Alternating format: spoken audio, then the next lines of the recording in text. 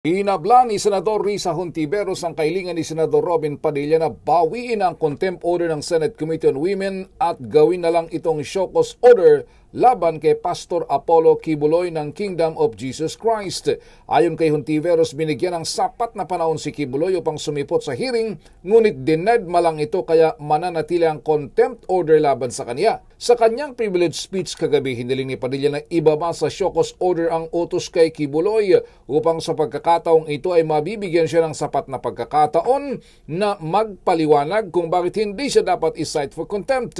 Nais ko pong ihayag sa opisyal na record ang ating kahilingan.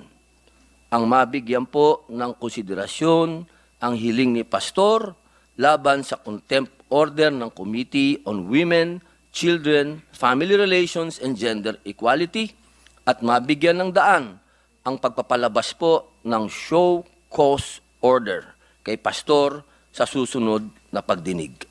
Maraming Muling inulit ng senador ang katwiran na malaki ang naging ambag ni Kibuloy sa kampanya laban sa CPP-NPA na dapat kinikilala ng pamahalaan. Questionable umano para sa senador ang mga inilalahad na testigo sa Senado na pawang nakatakip ang muka. Masyado umanong napopolitika ang investigasyon ng Senate Committee on Women kaya dapat na itong itigil dahil hindi na ito in aid of legislation. Hinamon ng mga may reklamo laban kay Kibuloy na dalhin sa korte ang kanilang kaso. Hanggang sa araw na lang ito ang deadline ng grupo ni Senador Robin para makuha ang 8 pirma upang maisantabi ang contempt order laban kay Kibuloy. Hanggang kagabi ay 4 na pirma pa lang ang hawak ni Padilla. Kasama niya sina Senador Amy Marcos, Senator Bongo at Senador Cynthia Villar. Para sa MBC TV Network News, ito si Raymond Dadpaas, sama-sama tayo Pilipino.